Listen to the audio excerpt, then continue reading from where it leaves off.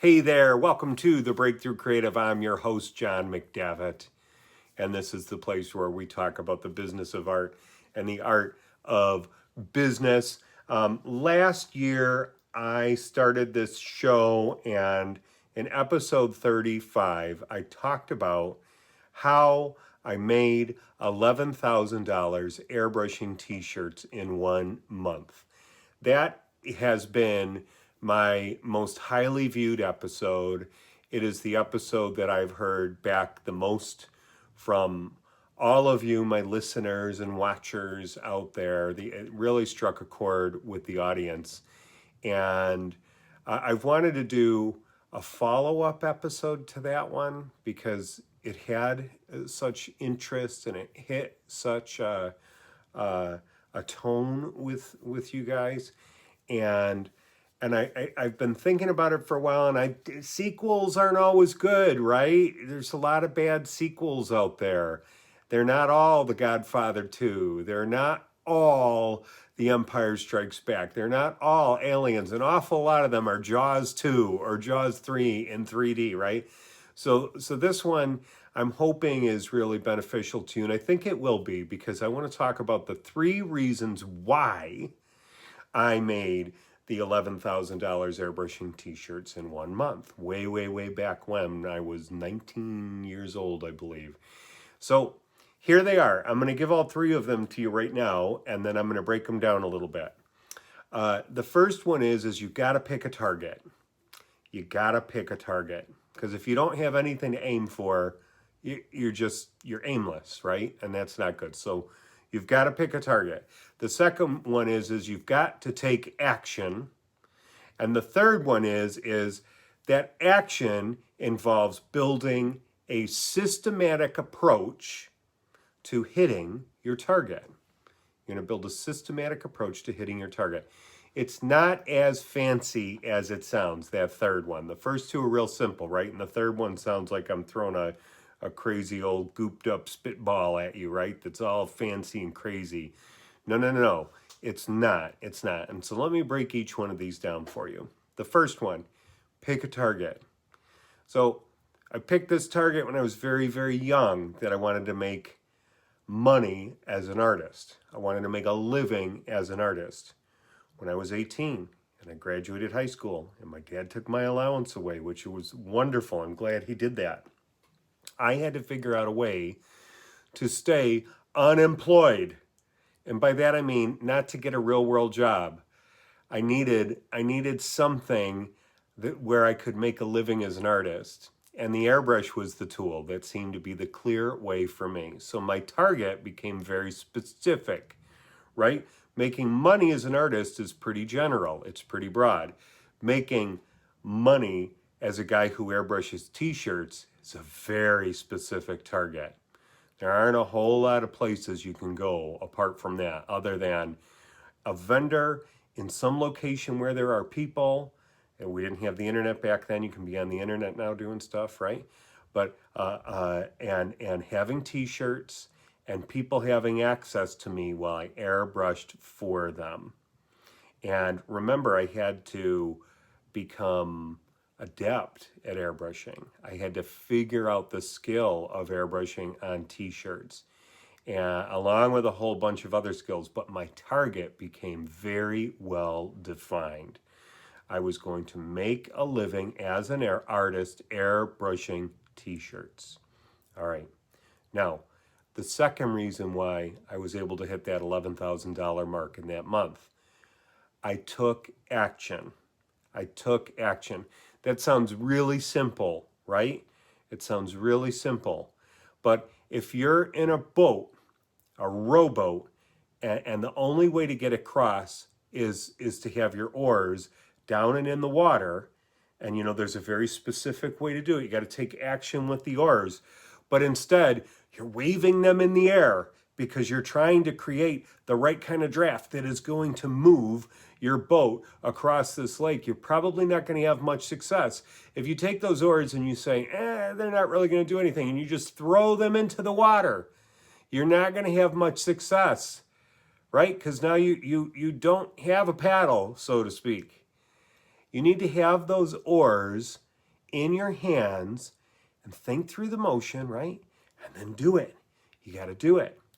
Why do I bring that up? Why does that seem like such a silly, obvious thing to bring up?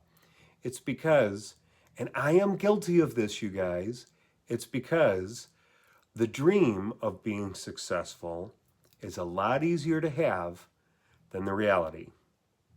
The dream of being successful is a lot easier to have than the reality, because the reality takes blood, sweat, and tears, and you got to put yourself out there, and people are going to reject you, and people are going to say your work isn't good, and people are going to say that's too expensive, and people aren't going to appreciate you. But that's not everybody.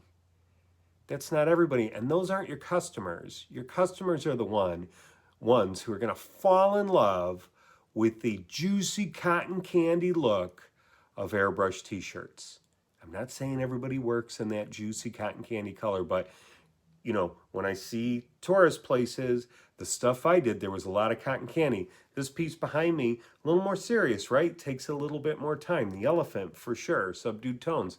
But there's a certain type of customer that was my customer for airbrushing t-shirts, and that's what you want. You want to know your customer. Just like you want to know your target, your very specific target that you're going to go after that I just broke down. You want to know who is your customer. And you're only going to find that stuff out by taking action. Okay? You've got to take action. And, you know, I would always struggle with the difference between a fiction book and a nonfiction book. Like, what does that mean? What is fiction? What is nonfiction? Because nonfiction sounds like it's not real. But no. Nonfiction is reality. That's where all the biographies are, right? Fiction is the story. Fiction is fantasy. Fiction is allegory. Fiction is Star Wars. Fiction is The Godfather. Fiction is on and on and on. It's all these wonderful stories that we love so much. And when we sit in fiction for too long, we lose momentum without taking action. I'm not saying that we shouldn't have a story in our heads. I think that visualization is huge. I even did an episode on that. Picture yourself being successful. Work through your conversations with your clients in your head. Work through your pitches in your head. Write them down too, because you're going to need to have those in front of you. They're going to be like scripts that you're going to use, and you're going to practice those until you don't need the scripts anymore. But you want to take the fantasy fiction of the target that you're aiming at, and you want to move it into the nonfiction world. You don't want to be the person who's writing the fantasy of what could have been. You want to be writing the book of what you've done so that you can help others to get to where you are and share with them where you've been. Okay? That's what taking action is about. That's what taking action is about. Taking action is about making it real. You're taking a step toward making it real.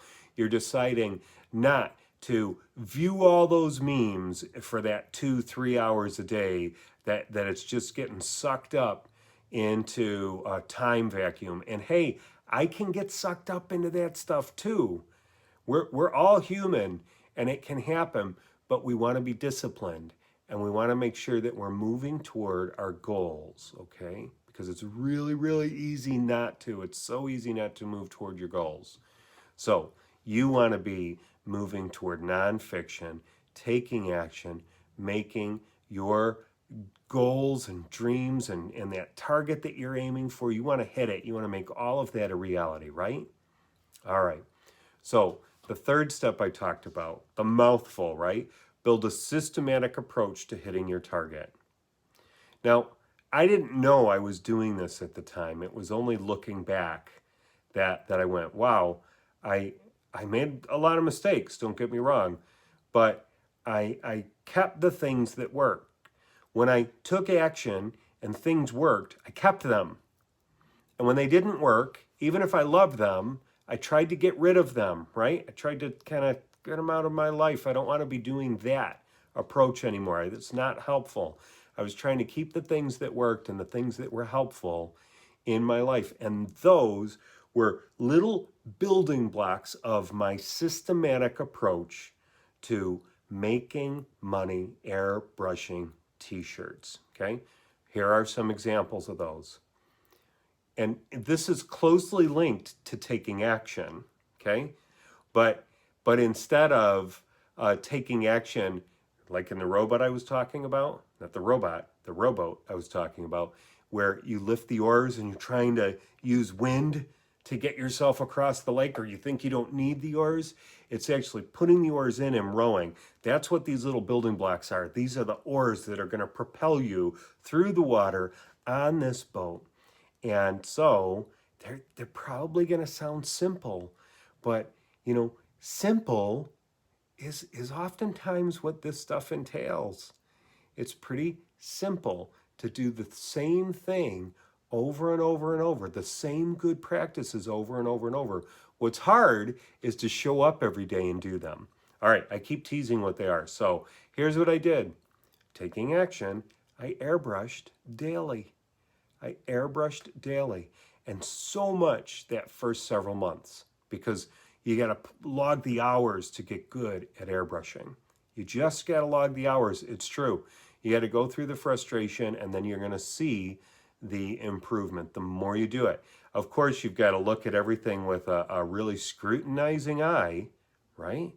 You got to look at things honestly, and you've got to get feedback from people if you can't see it. And well, and at some point, you're going to get feedback from people anyway. So, whether you want it or not, they're going to go, oh, that's fantastic. Or they're going to go, it's okay. You could probably get better. Or they'll be like, oh, that's really bad. And if you can see it through objective eyes, okay, if you can see it through eyes that are true, that see reality clearly, you're going to have a real opportunity to be a success. So I airbrushed daily. I searched and listened for airbrush opportunities. When my neighbors wanted t-shirts for their kids and they love Teenage Mutant Ninja Turtles, I started to airbrush some Teenage Mutant Ninja Turtles on these little shirts and sold them. I didn't make barely any money on those, but it didn't matter because it was a step in the right direction. And I was learning. I was learning how to work with my first clients. And then I was looking for opportunities to airbrush at a shop. And it wasn't going to be at the one shop in the mall right next to me where the guy airbrushed who was a little bit concerned that I might learn stuff and actually become competition. But I became competition anyway. Maybe it would have been better if we become partners, but I don't know. I wish him the best. I think he did really well with what he was doing, and he wasn't interested. And so he wasn't my partner, right? It wasn't the kind of person I was going to partner with.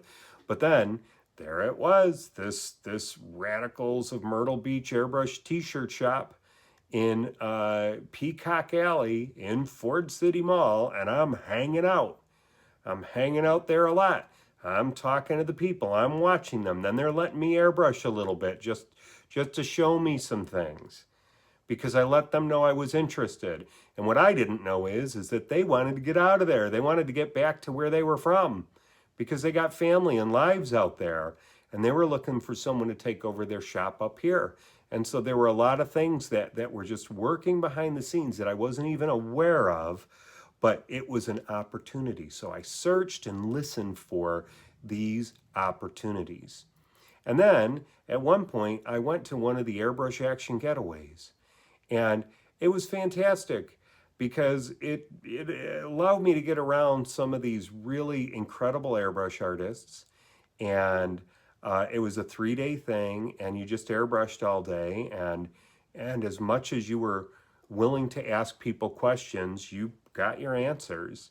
And so I invested into learning. There wasn't a whole lot of learning you could do apart from maybe going to one of those getaways, or practicing a lot, or reading Airbrush Action. There were a few other magazines, there were a few other books, but that was pretty much it. And so I was kind of laser focused into the areas or I guess learning streams that were available to me. And I would reread articles and read them again and work and practice based off of what I was learning.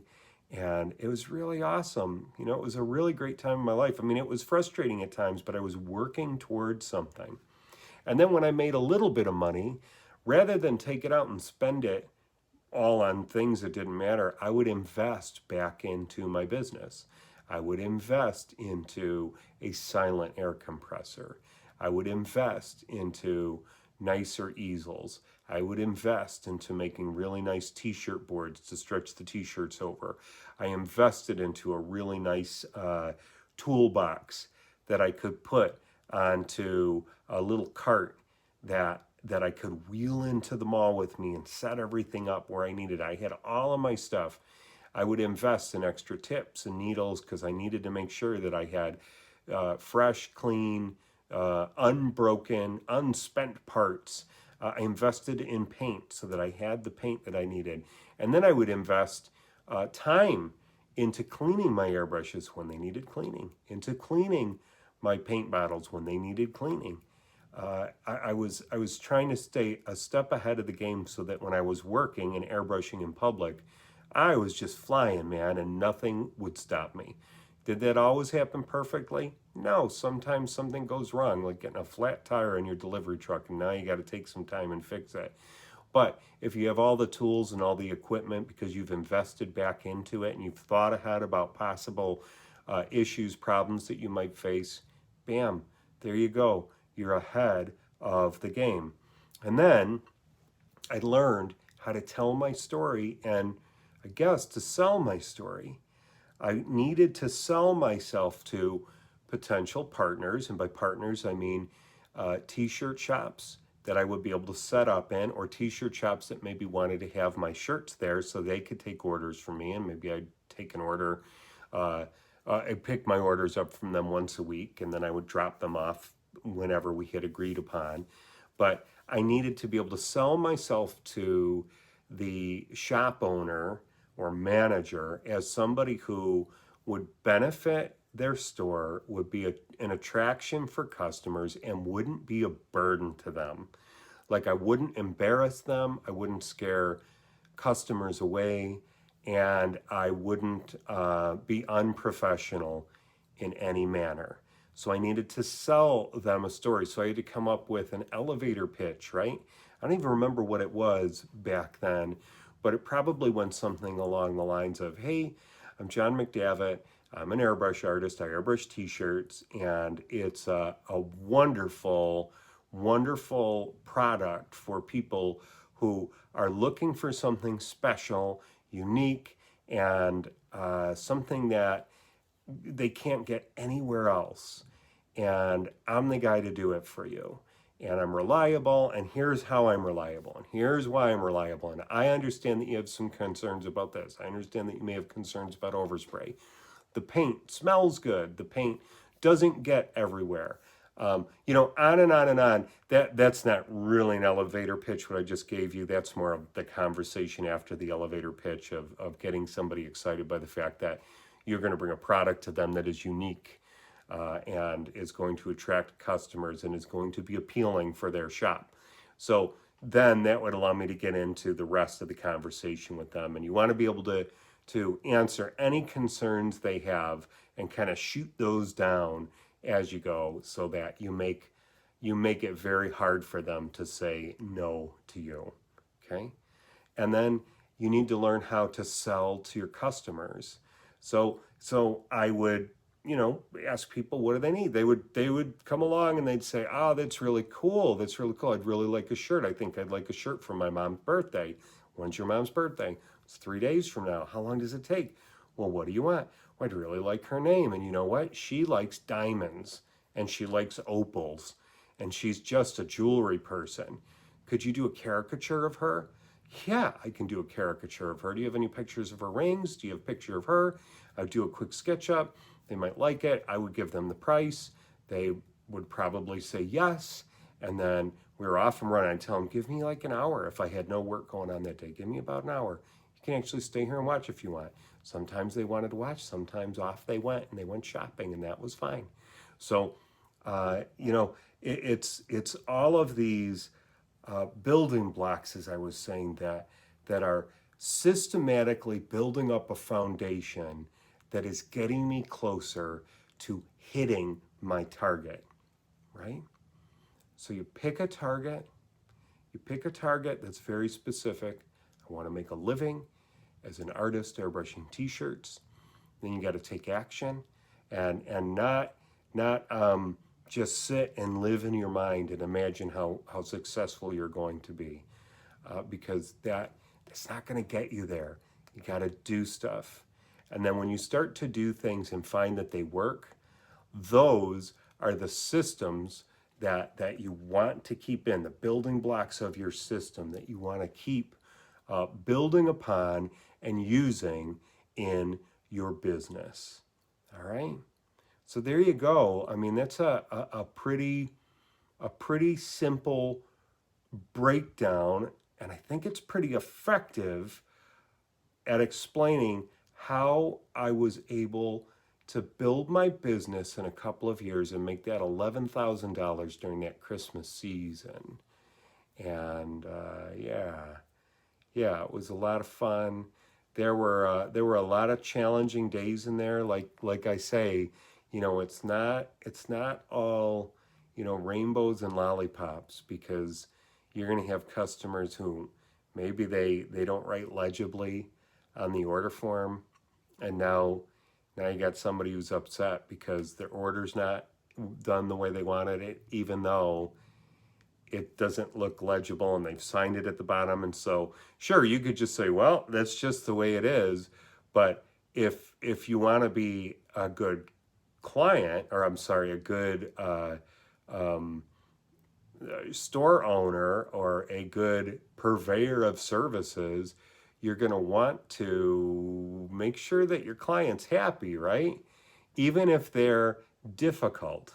And maybe you'll never make them happy, but I still am going to, go the extra mile to do my best to make sure that I got somebody who even if they're complaining about me, I did everything I could to make it a great experience for them. And some people just aren't happy, and you can't fix those people, and you can't dwell on it either. But you don't know that until you do it. You can write the story in your head, but until you actually take action, it's a totally different animal. So there you have it. Those are the 3 reasons why I made $11,000 airbrushing t-shirts in 1 month. I picked a target, I took action, and I built a systematic approach to hitting that target. What is your target? What are you aiming at? Are you being specific enough with your target? And then once you've gotten specific, are you taking action? Because taking action is going to help you figure out if your target is actionable, if it is realistic, if it is perfect, if you need to adjust it a little bit, okay? Because it'll help you make it real. And then as you're making it real, you're going to find the building blocks that are going to help to make it real. The stuff you got to do every day to get closer to making a living from whatever it is that you do creatively. All right, there you have it. This is our Father's Day episode too. I just threw that in there because I'm releasing it on Father's Day. I guess if you're getting the podcast, it's coming out Monday. So, c'est la vie. Maybe I'll just edit that out. Maybe I won't. I won't, because there's dads watching this. So happy Father's Day, you guys. And that's it for today's episode. I hope it's helpful. I'd love to hear from you airbrush people. I would actually love to have hair. If you can't see, I'm bald. On behalf of the Breakthrough Creative, I am your host, John McDavitt, where we talk about the business of art and the art of business. Get to work. Get to work. Pick a target. Take action. Build a system. You will find success, okay? All right. I'll talk to you soon. Have a good one.